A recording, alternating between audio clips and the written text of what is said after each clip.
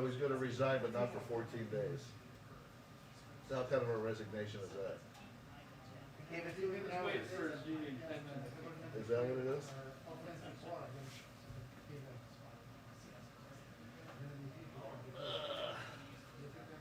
My wife swears that it's a group of people in the background have decided they don't want him to be president. And it's not necessarily Republican. Right. It's a bunch of Democrats going, we don't Well, want he wasn't making any noise about running for president, was he? No, but everybody else. That's true. Even the press. We generate a lot of that crap, which is why a lot of the trumpet stop. Yeah. I mean, it's like the whole thing with what's her name in the Olympics. They built her up so much. Oh, Simone The Biles. gymnast, yeah, and then they built her up and did all this stuff. And then, Yeah. My wife was like, I wonder how much of this, voted copy, doting on her for all that time. I wonder how much that affected her. What?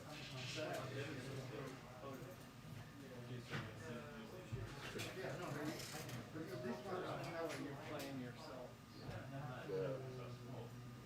It's very pleasant to work with. Did you get yourself in the side seat yet, Brian? That one with the little Playboy bunny emblem on it. None of the kids will know what that is. When donkeys fly, brother, when donkeys fly. No, send an email.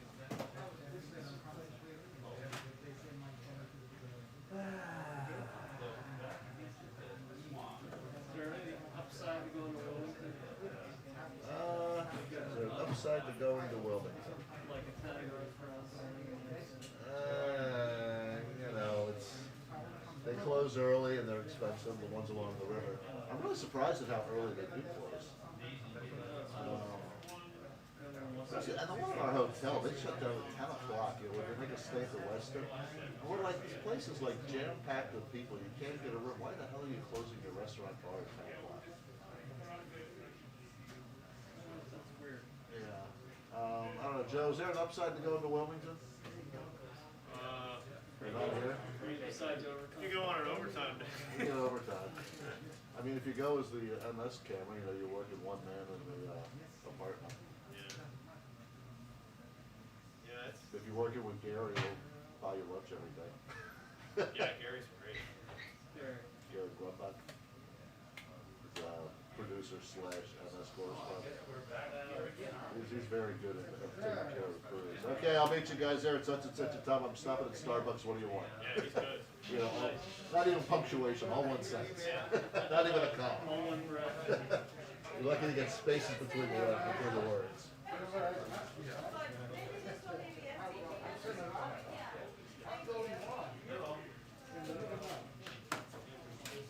Haley's like that too. I like Haley. She always I think Gary ought to go report from Sturgis amongst all those bikers. popular talker. They'd probably pick them up and, and just pass them along each other. You guys are blasting on the overhead. What's that? You guys are blasting on the Oh? overhead. Oh, that's not good. You're on TV, Steve. That's why I hired You're you. out live. I know I'm not lying. No, they have the camera trained on you. They're like, who's this guy? Guys Is he complaining working? about lunch. Who's the guy Press sitting in the briefing corner? is now 12:45. Guys complaining about lunch. We're gonna see if when it comes in, how do we do lunch? I don't even know what lunch is. Press briefing change. There's what it happens. Well, it's too funny because my brothers and sisters all said, what's that? I have a 13-year-old. What's the breaking news in New York? Oh, Who that? tomorrow. Oh, that's a big news. Yeah, sometimes it really special. Briefing's now 12:45.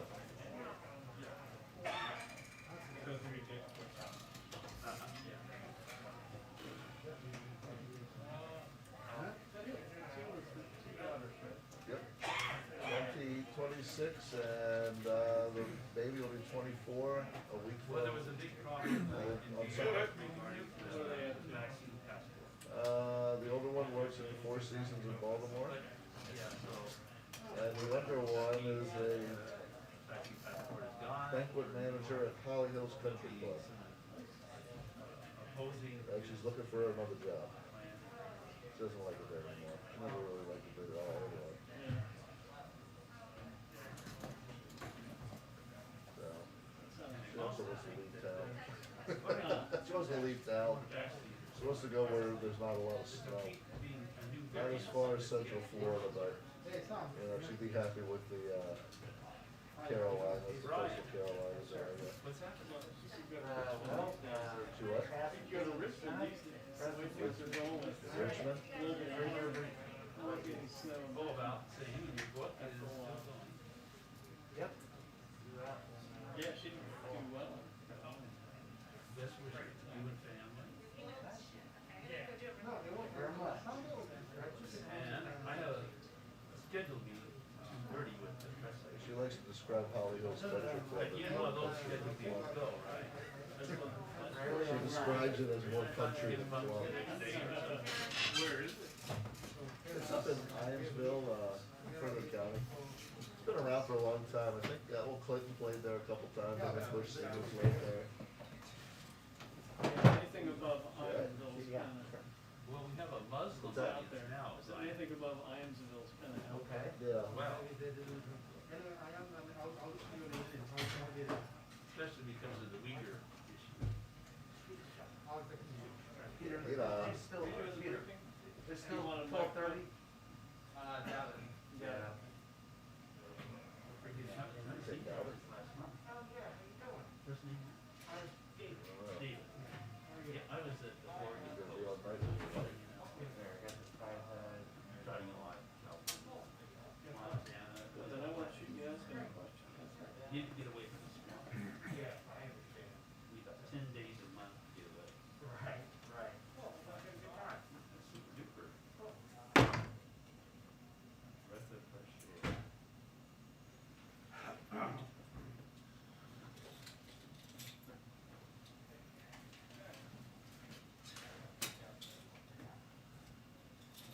What else is new, Brian?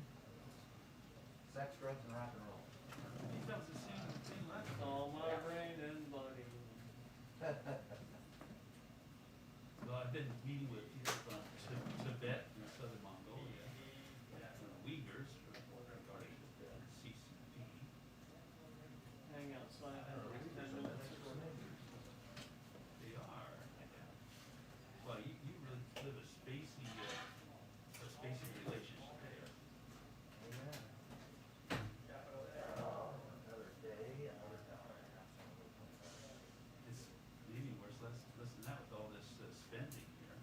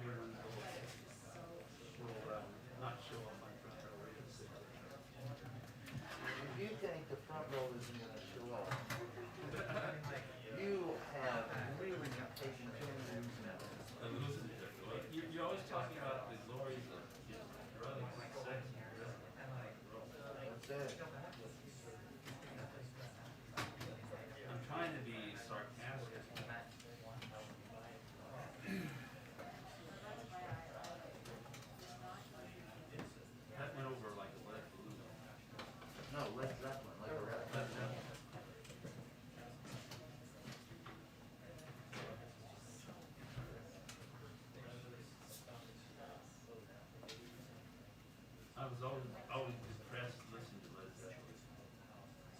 You're listening to the wrong Led Zeppelin. Right. I don't know if they had any uplifting songs or not. Rock and roll, baby.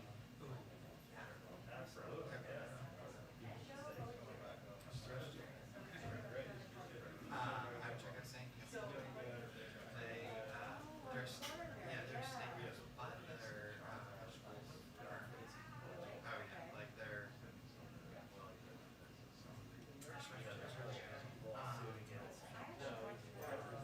it's really good. I would actually come in used to the,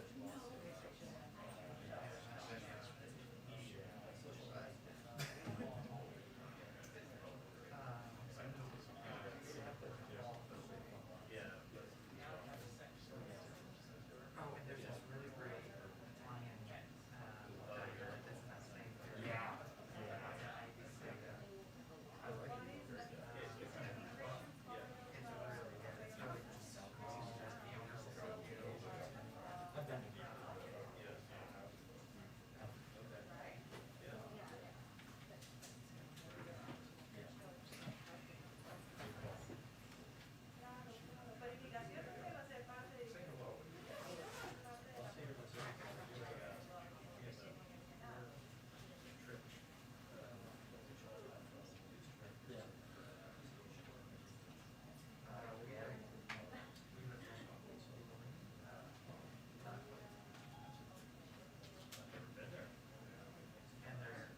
and they say they, when I went up and rolled up, like,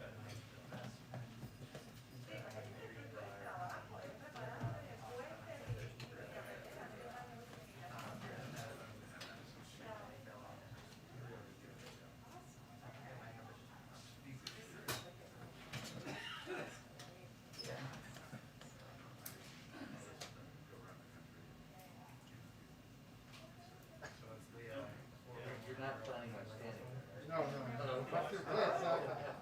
Just checking. Martha's there and I'm like.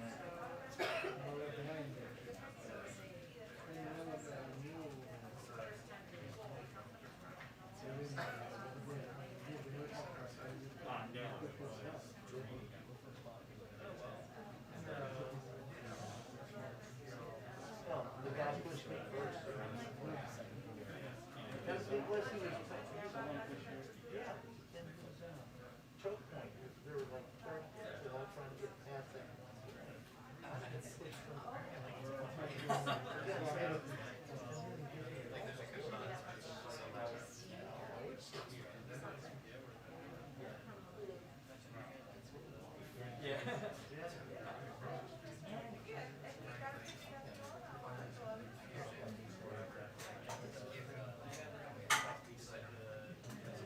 trust.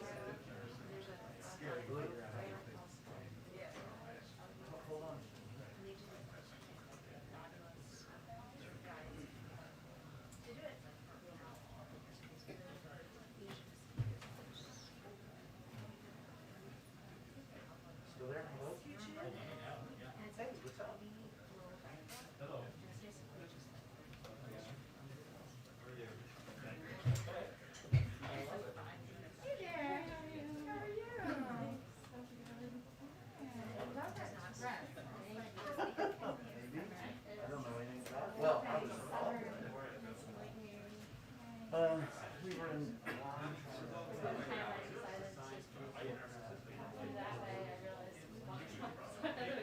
Go all the way, do it all the way back around. Yeah. So I usually come that way, but outside way. No. Where's your office in EOD? That was a nice thing that we had during COVID. It's all just walk across the thing.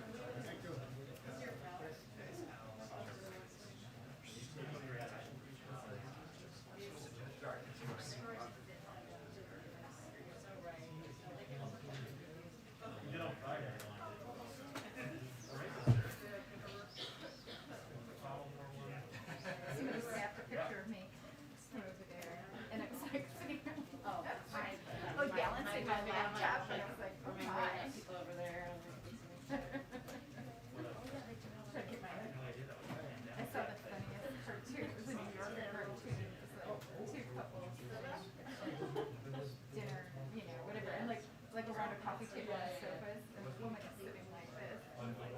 She's an upper I can't remember what the caption was, but it was super funny. She was like, you know, he's straddling them. Oh yes, and so and so. Never this much more.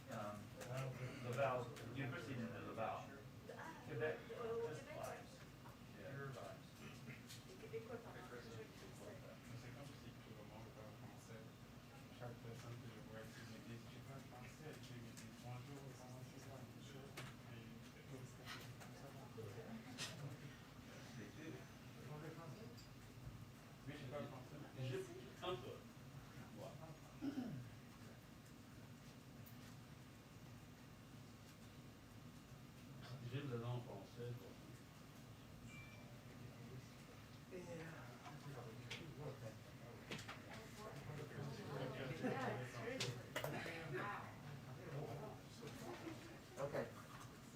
Thanks.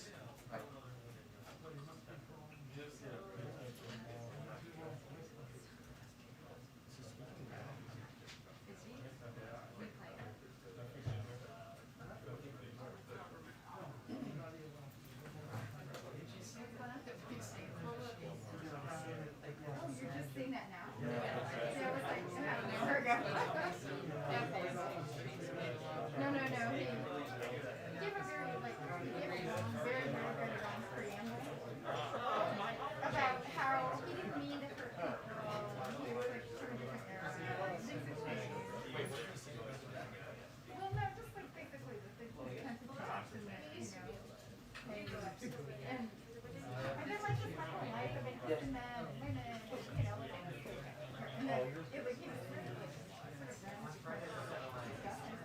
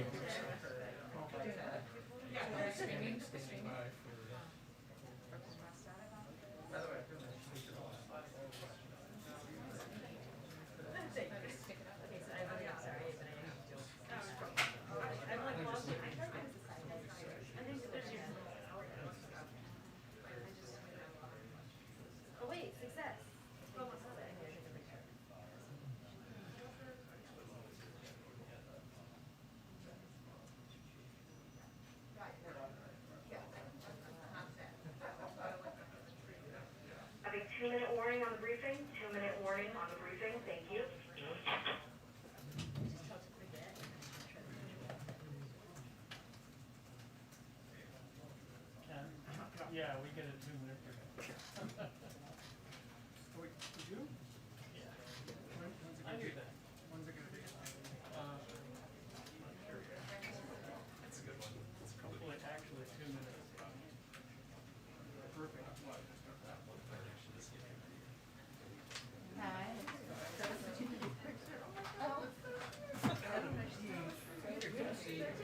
I don't recommend staying outside in the heat for 2 hours. In a black suit. Maybe you need to. Just try the heat. Sexual harassment. I was in the gray. Oh my God. So did anybody ask them, like, what are they doing? We're just gonna, are we just gonna go straight from here? Just get out of here. Because we're starting late now.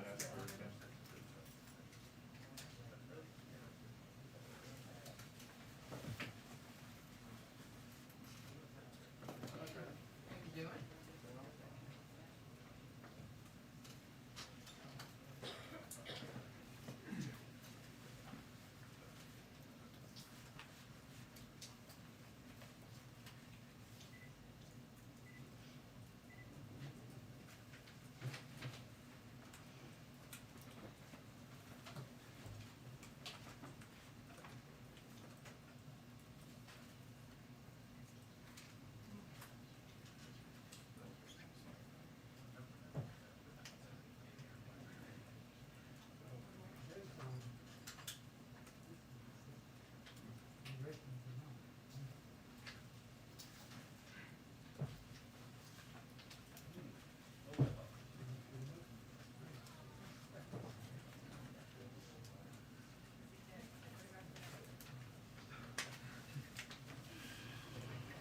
Hi, everyone.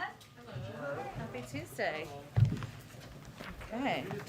Happy Tuesday. That's quite a sign over there. Okay, a couple of items for all of you at the top. President Biden promised to reach across the aisle and deliver results for families across the country. And today, on the president's 203rd day in office, in case all of you weren't counting, 19 Republican senators joined the Democratic caucus to pass historic infrastructure legislation. The most important piece of this to the president is not the bipartisan piece, which of course he is pleased to see the opportunity to work with Democrats and Republicans, but that this will deliver huge benefits, millions of jobs to the American people. It will deliver clean drinking water and high-speed internet to every household in the country. It will help us tackle the climate crisis by electrifying school buses, building electric vehicle chargers across the station, upgrade our power infrastructure to be resilient against natural disasters, and it will rebuild roads and bridges and modernize America's airports, rail, and public transit systems, something that even our Secretary of State talked about yesterday in terms of its benefits to our competitiveness around the world. And this legislation will create benefits in communities across the country for decades to come. So we are pleased to see the progress. Looking forward to the next step. Also wanted to note for all of you that as a part of our ongoing efforts to boost vaccinations, meet people where they are with information about the vaccines, today Dr. Fauci is doing 5 Q&A conversations on Instagram and TikTok with millennial, mom influencers, and Gen Z influencers. Throughout the month of August, Dr. Fauci will do weekly conversations and questions with notable influencers that aim to reach specific audiences we are looking to boost vaccination rates with, alongside many of the other specific efforts we are already doing, including amplifying local Black doctors across the country and local media interviews and partnerships with PTA organizations and doctors to incorporate vaccination information into sports physicals. So continuing to take a range of steps. Finally, since we didn't do a briefing yesterday, I wanted to take a quick second and address the IPCC from yesterday, the Intergovernmental Panel on Climate Change report that came out.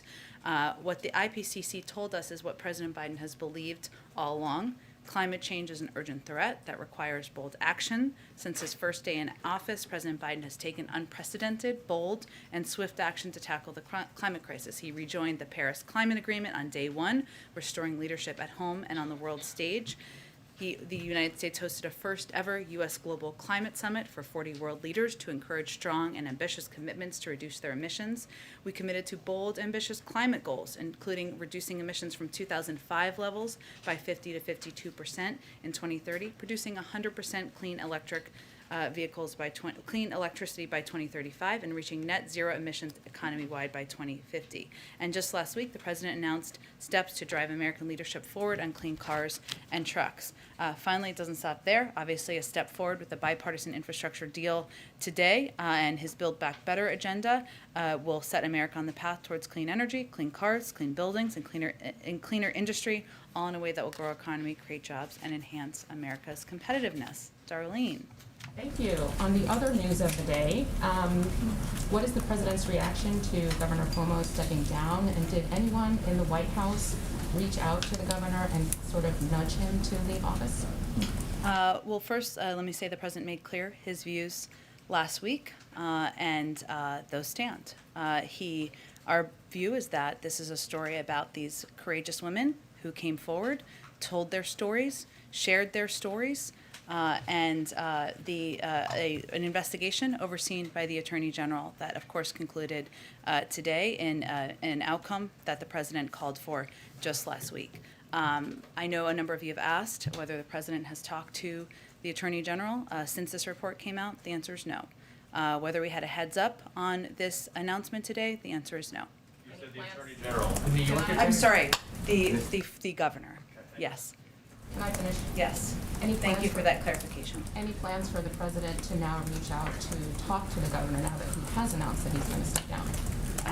No plans that I'm aware of, no. How ticked is the White House that he chose today, Infrastructure Day, to make the announcement? Well, Darlene, what I can assure you of is that the American people across the country who are commuting back and forth to work, driving their kids to camp, worried about whether their kids have access to clean drinking water, focused on whether schools are going to have the resources they need, are most focused on the fact that 69 members of the Senate, 19 Republicans joined the Democratic caucus to take an important step forward. That's my bet in terms of what people are talking about at home.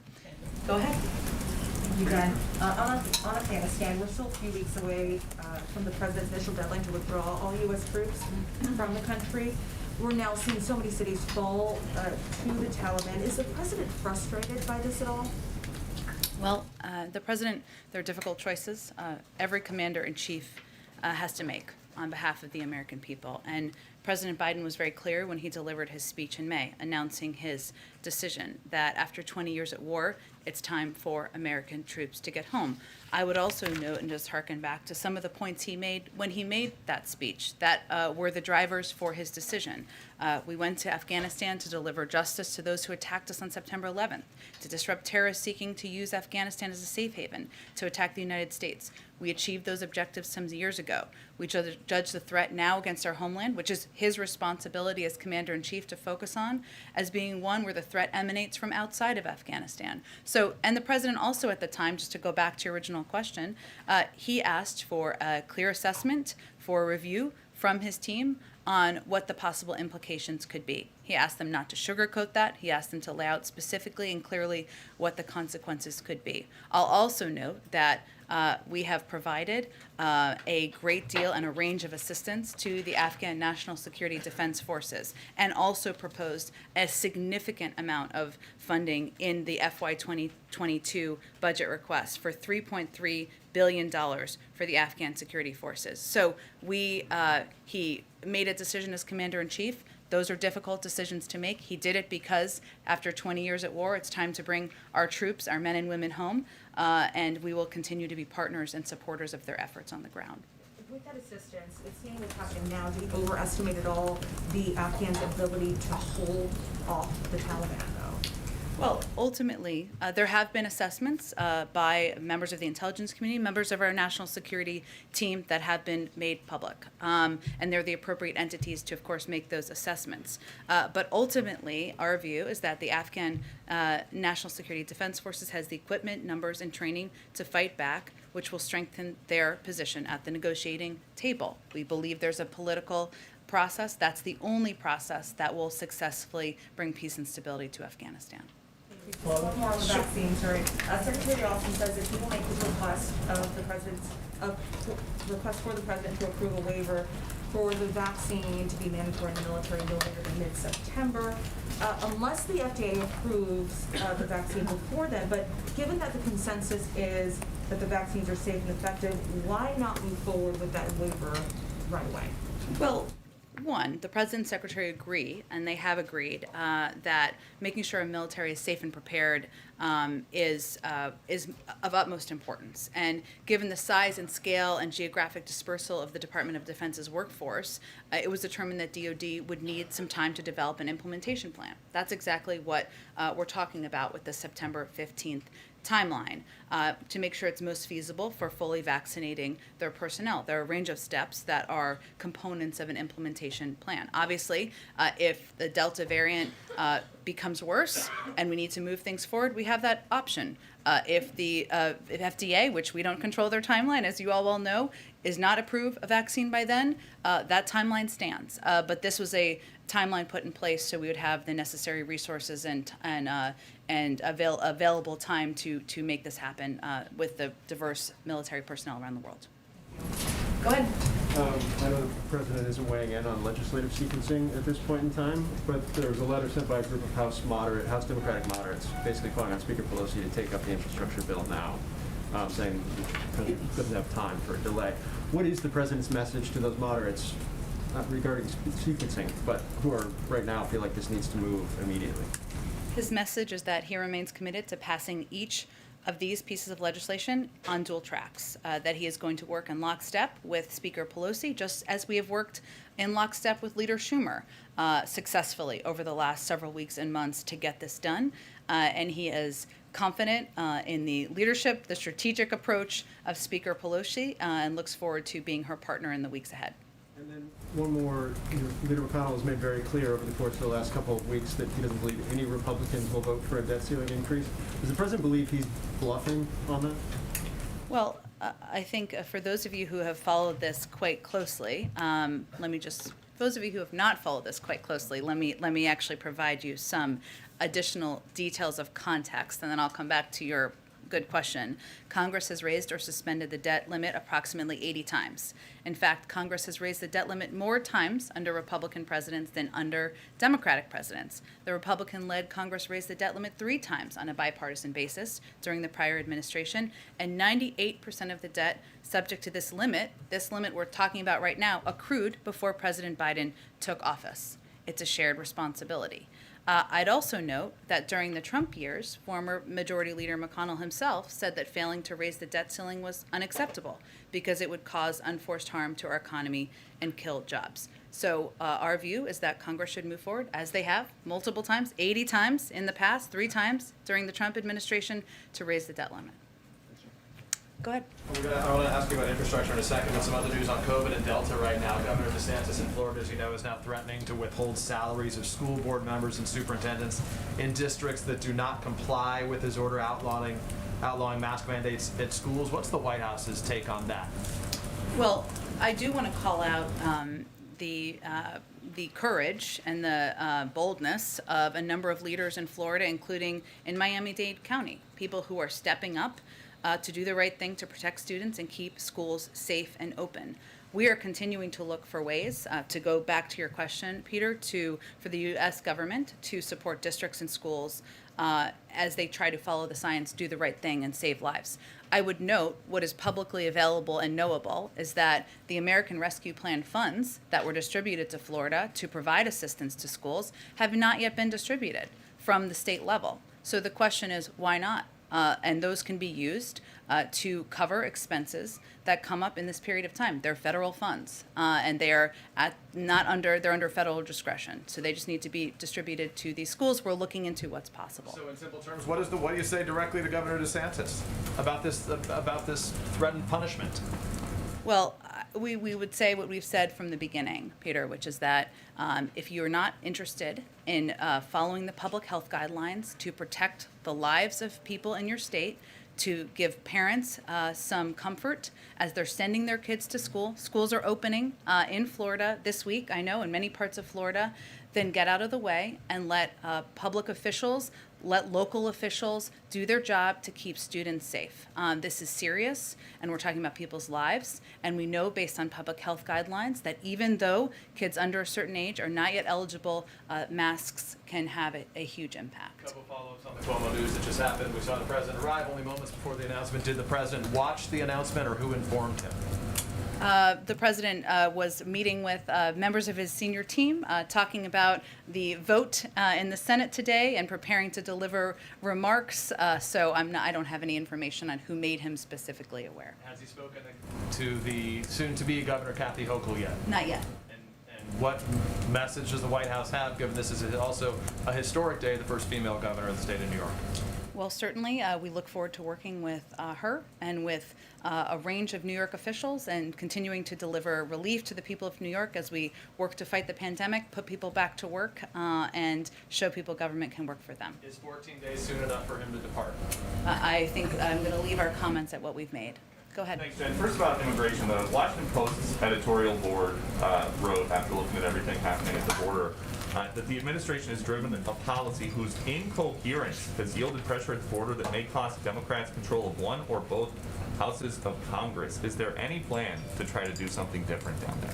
Well, let me give you an overview, a short overview, I promise, of some of the steps that we're taking, some of them that have been newly implemented over the last week or two, and I know there's been a lot of news going on. So there are a number, one is steps we are continuing to take under Title 42, lateral flights, which is a newer step that we have started to take, which is moving migrants from one part of the border to another where there might be more processing capability or facility capacity to expel migrants under Title 42. There are some higher traffic areas. That is one step we just started taking recently. We've also started initiating, as of last week, as of last Friday, expulsion flights into Mexico. The Department of Homeland Security started transferring certain families expelled under Title 42 by plane to the interior of Mexico. This is in order to attempt to cut down on recidivism and further spread of the Delta variant. Finally, the last piece that we've started implementing more recently is expedited removal. With the exception of unaccompanied minors, as you well know, it's currently U.S. policy to expel families and individuals under Title 42 when possible.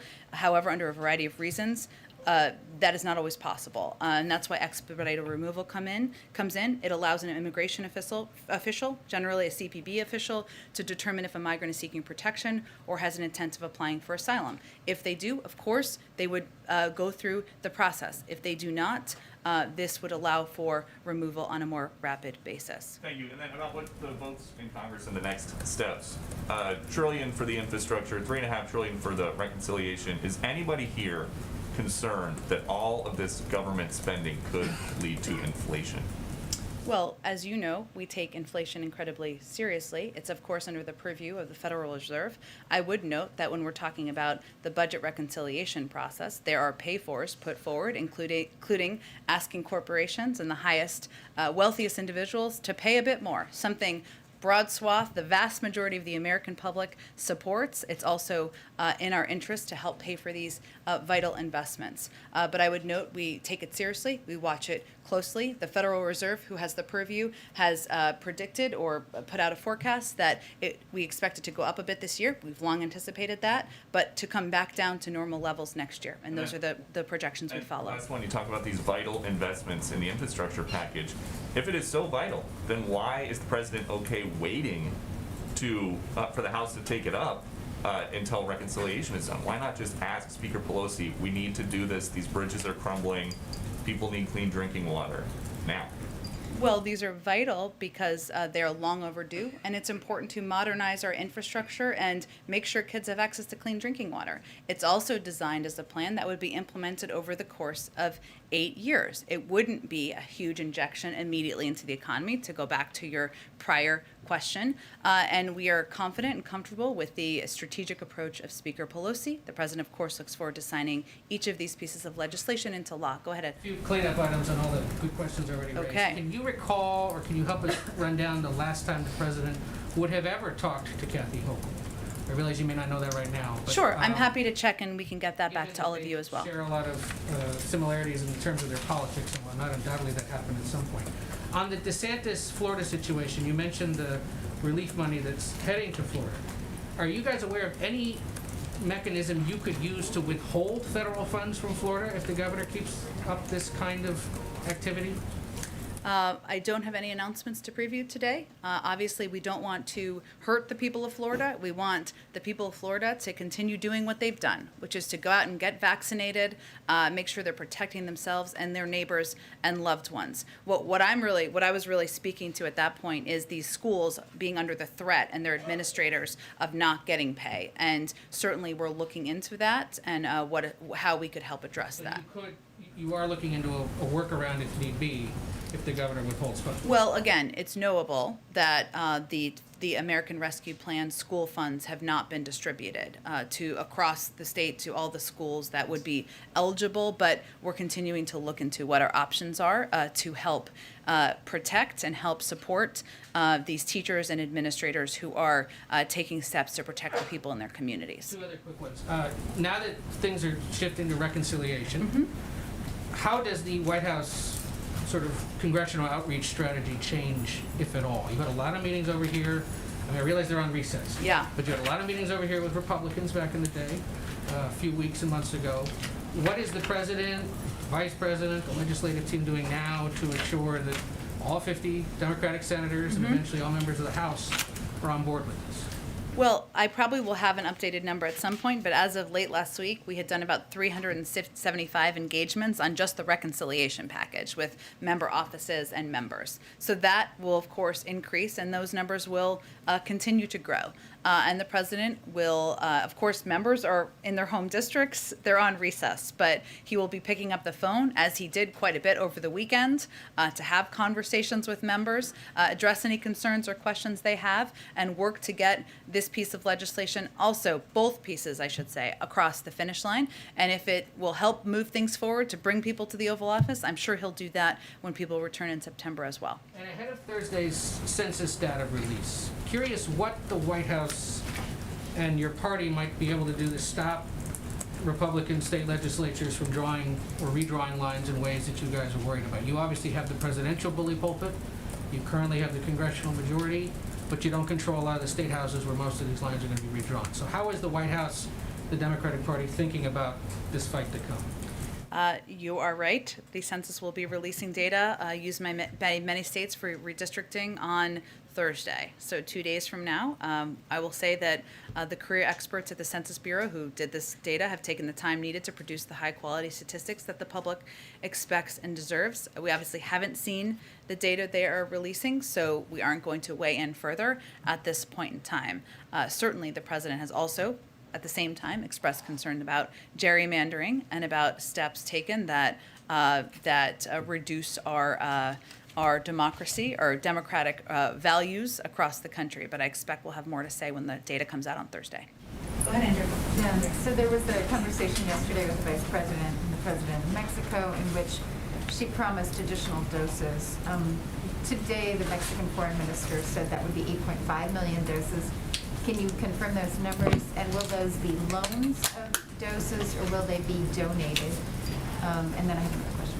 Sure. I have, of course, seen that reporting. We don't have anything that's been finalized quite yet. We do intend to provide more doses, donate more doses to Mexico, I believe. I'll double check that for you. But we don't have anything confirmed at this point in time in terms of the numbers or the timeline on that decision. And then tomorrow we'll see the inflation data. I know we've just talked a little bit about inflation. Are you concerned at all about what we're seeing? So it's been a sustained increase in used car prices has been one of the big drivers, right? Is there any work being done within the administration to sort of look at what's happening in those markets and how that pricing is continuing? What are the factors that are behind the bump in inflation? Well, one, of course, we look very closely at the factors that impact a range of industries. And we've talked in the past as these numbers have come out, which the data that will come out tomorrow, about how a percentage of the impact is from the used car industry. And there are a range of factors at play there, including, as you know, supply chain issues and challenges that are related, but we're also have been addressing through a separate channel through our supply chain efforts, our work with a range of companies, and our work with our global partners. I'd also note that we've seen impacts because of the Delta variant on parts of the world and markets where there are some materials coming from, and that's one of the reasons it's so important to provide vaccines to the global community to help address that and get the workforce back working again. So we look at every component that might impact prices, that might impact the car industry, but prices that impact the American people most importantly, and certainly the used car industry continues to be one of the big driving factors. We'll see what the data says tomorrow. Interested in meeting with the automotive industry and with the dealers about the kind of financing schemes that they've got going as well. Financing has been stretched over longer periods so that people are paying more over a longer period of time for both new and used vehicles. I mean, is there some kind of intervention that's needed to ensure that dealers are not making sort of excessive profits, if you will, on these current supply chain problems? Sure. I know that our supply chain team is in touch with auto industry executives, with dealers, as is our economic team, and they have been having discussions. I can see if there's more of an update to provide to you as well. Go ahead. Thank you. I have two areas of questioning. One is, can you give us a sense of whether the president is disappointed by the Afghan military performance, just given the amount of time and money that taxpayer funds went to training the forces? Well, I don't think we have the luxury of just feeling disappointed. Our view and the president's view is that now is the time for them to utilize the training, the assistance, the security guidance that they have been provided over the last 2 decades, and they will continue to be provided, and unite as Afghan leaders, both the military and leaders who are leading the country, to push back against the Taliban. That's our view. The president continues to believe that it is not inevitable that the Taliban takes over Kabul or the country, and that they need to show political will at this point to push back. And obviously, there's a political process that we continue to support. Should there be a look at whether the right training was provided, or whether the funds were used well? I mean, there's just so much time and money went into this effort, and it seems that these cities are falling quite quickly. Well, would there be a reassessment that maybe next time there would be a different type of training? I certainly would point you to DOD for any assessment along those lines, but I think there's no question that over the course of 2 decades, the amount, to your point, of training, of assistance, of security equipment that has been provided is extensive, and we are continuing to propose additional assistance in the form of $1 billion to ensure the Afghan Air Force and Special Mission Wing have the capabilities and maintenance to support ongoing combat operations, $1 billion to purchase and deliver key supplies for Afghan forces, $700 million to fund continued payment of salaries for Afghan soldiers. It is important to us, and it is a fundamental value to continue to be partners and support their effort, but ultimately is up to the Afghans to determine what their future looks like. And then I just wanted to follow up on questions by my colleagues Peter Alexander and Ed O'Keefe. Sure. On COVID in Florida in particular. When you were talking about federal funds being used in some way to affect an outcome with the state school districts, can you describe whether you're talking about sort of paying these funds directly to the school districts, or you're talking about withholding funds? Like, what is sort of the flow of funding, and what is the amount that we're talking about? Sure. I don't have in front of me how much Florida was allocated through the American Rescue Plan. I'm sure we can get you that number, but that in the American Rescue Plan allocation, or in the guidelines for parameters for how that money could be spent, certainly paying for salaries is a part of that, or could be a part of that, and could cover those needs for these officials. And now that money would have to be distributed. But the Department of Education is looking at options. I'm not making a threat of withholding.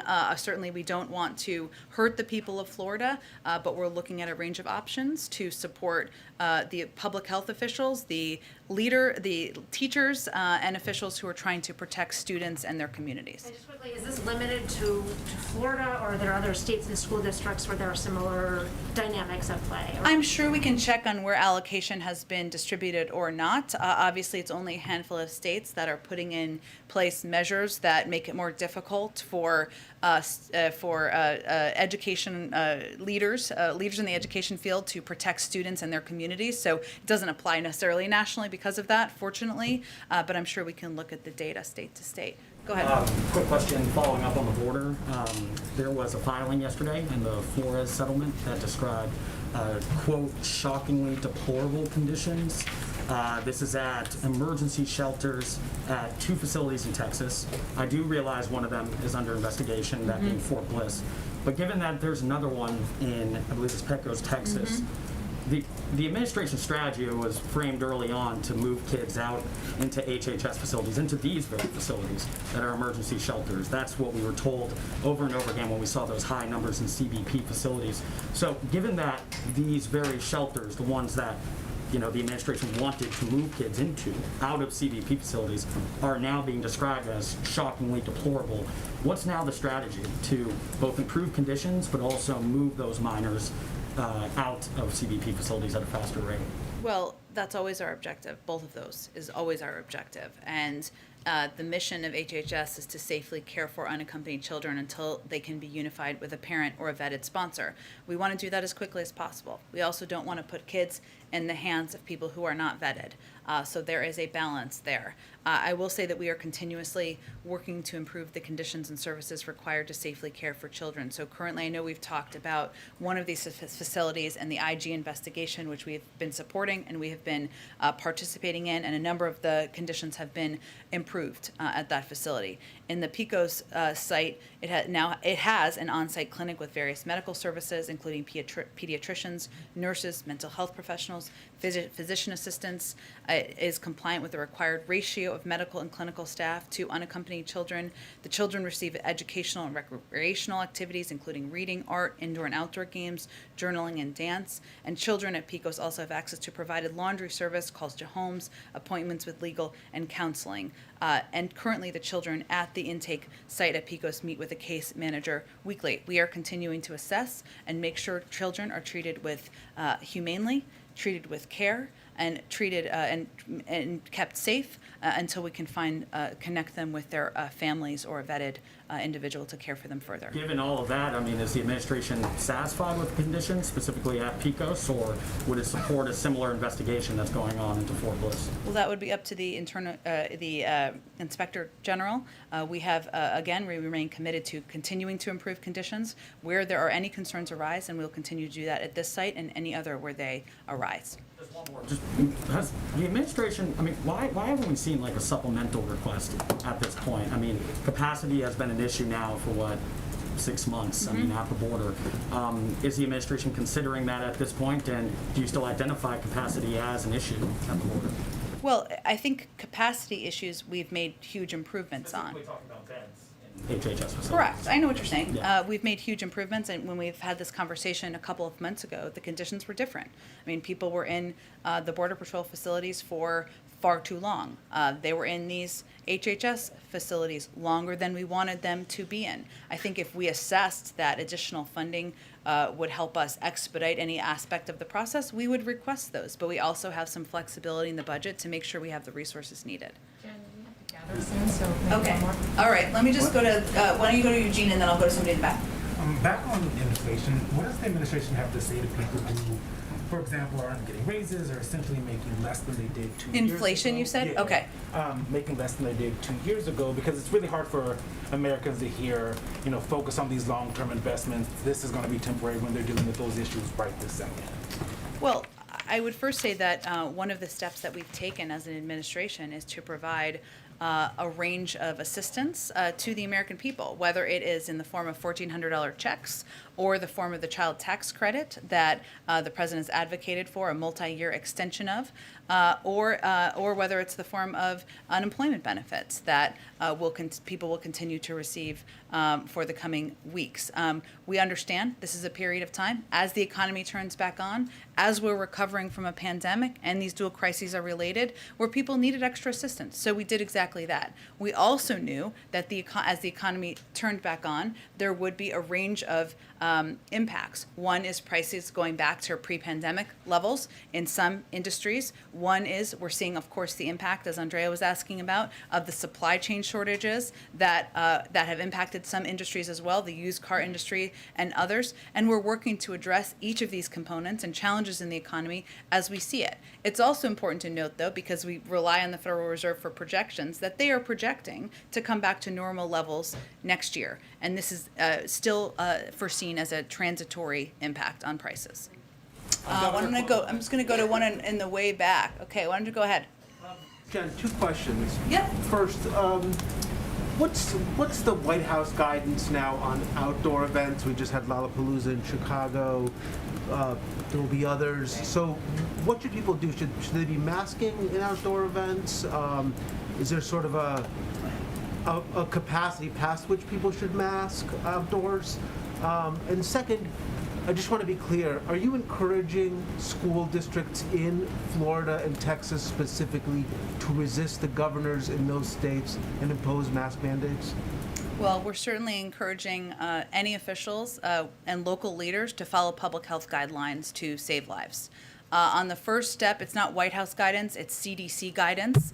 That has not changed, and they have put out pretty clear, detailed explanation on that, so I'd point you to them. All right, thanks everyone. Thanks, Jen.